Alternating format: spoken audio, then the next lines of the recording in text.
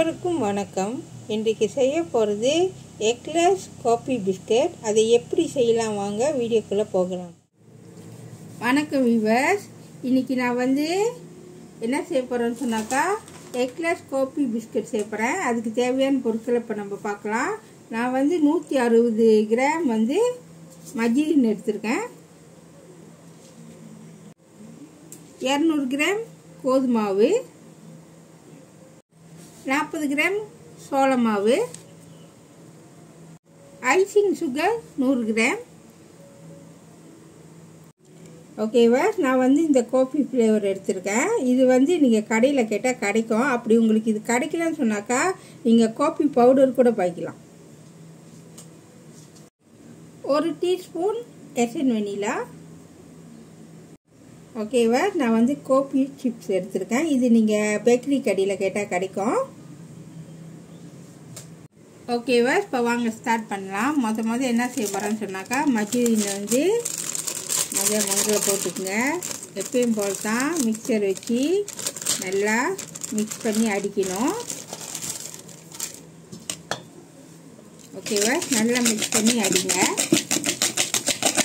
ஓகேவா, இப்போ பாருங்கள் நல்லா மிக்ஸ் பண்ணியாச்சு. இது கூட நான் என்ன செய்ய போகிறேன்னு சொன்னாக்கா ஓகேவா, இப்போ பாருங்கள் மர்கரீன் நல்லா அடித்தாச்சு. இப்போ நம்ம என்ன செய்ய போகிறோம்னு சொன்னாக்கா இந்த கரண்டி அளவு தான், அதாவது 1/2 டீஸ்பூனு காஃபி ஃப்ளேவர் நம்ம சேர்த்துக்க போகிறோம். நல்லா வாசமாக இருக்குது வியூவர்ஸ், நல்லா வாசமாக இருக்குது. நீங்கள் கடையில் கேட்டால் கூட கிடைக்கும். அப்படி இல்லைன்னு சொன்னாக்கா நீங்கள் எப்பயும் போல் காஃபி பவுடர் வச்சுக்கலாம். ஓகேவா, இந்த டீஸ்பூன் அளவு தான் நான் போட்டிருக்கேன். இப்போ இது நல்லா மிக்ஸ் பண்ணுங்கள்.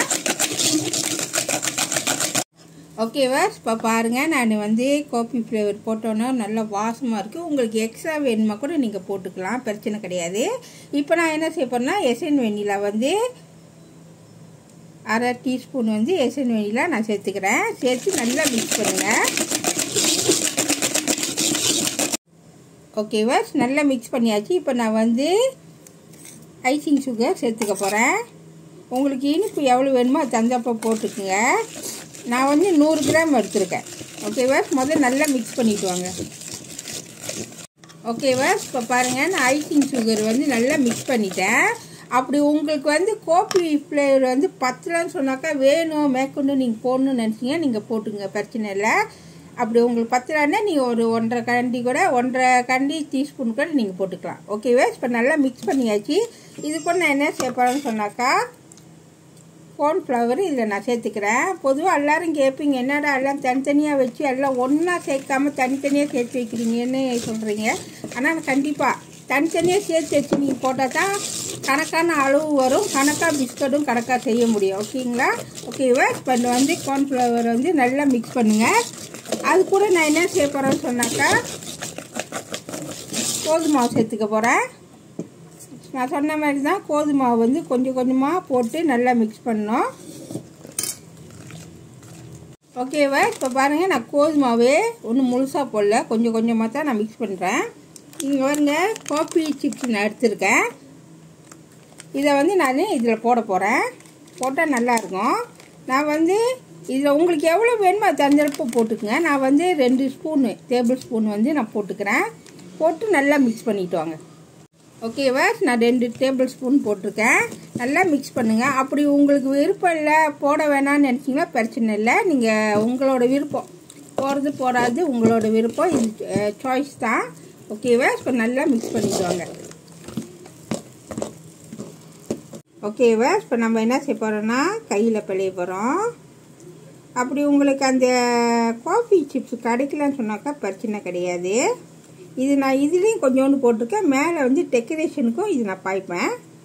அப்படி உங்களுக்கு வேணும்னா நீங்கள் கேக்கு கடையில் கேட்டு பாருங்கள். இல்லைன்னா மோலில் பெரிய பெரிய மோலில் கண்டிப்பாக இருக்கும், நீங்கள் அங்கே போனீங்களா கிடைக்கும். ஓகேவா, நம்ம மாவு கொஞ்சம் கொஞ்சமாக போட்டு நல்லா மிக்ஸ் பண்ணுவோம். ஆனால் நான் எடுக்கிற மாவெல்லாம் கணக்கான அளவு தான்.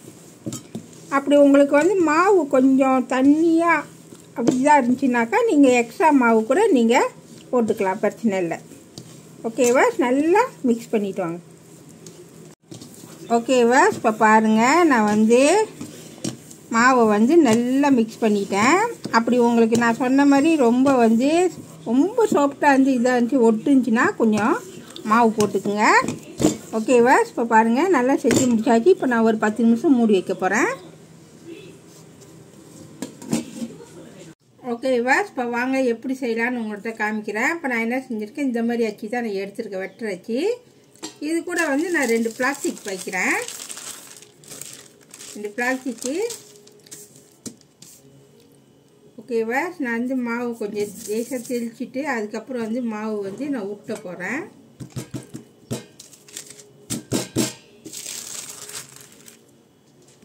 ஓகேவா? இப்போ வாங்க ஸ்டார்ட் பண்ணலாம்.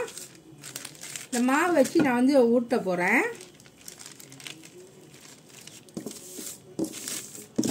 ரொம்ப மெலிசாக வேணாம், ரொம்பவும் மொத்தமாக வேணாம். கணக்கான அளவு நீங்கள் ஊட்டினா போதும்.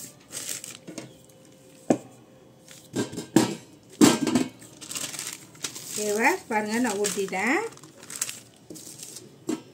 நான் இந்த அச்சு தான் வைக்கிறேன். இதை வச்சு நாங்கள் வெட்டி எடுக்க போகிறோம். ஓகேவா? இப்போ பாருங்கள் இந்த மாதிரி தான் இருக்கணும். இன்னொரு டிப் காமிக்கிறேன். உங்கள்கிட்ட வேறு அச்சு இருந்தால் கூட பிரச்சனை இல்லை, நீங்கள் வேறு கூட பாய்க்கலாம். நான் இந்த அச்சு பாய்க்கிறேன்.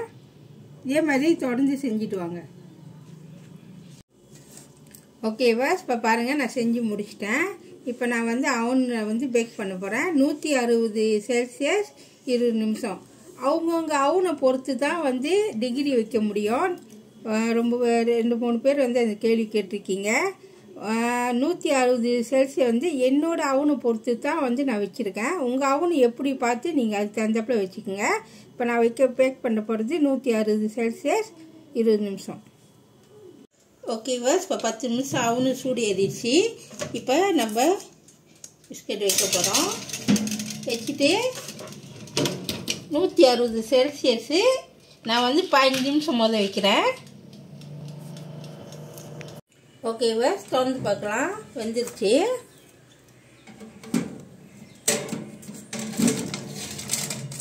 ஓகேவா? பாருங்கள் சுவையான எக்லெஸ் காஃபி பிஸ்கட் ரெடி ஆயிடுச்சு. இதை கண்டிப்பாக வீட்டில் செஞ்சு பாருங்கள். இந்த வீடியோ பிடிச்சிச்சின்னா மறக்காமல் லைக் பண்ணுங்கள், ஷேர் பண்ணுங்கள், சப்ஸ்கிரைப் பண்ணுங்கள். பக்கத்தில் உள்ள பெல்லை கிளிக் பண்ணுங்கள். அடுத்த வீடியோ சந்திப்போம். நன்றி, வணக்கம்.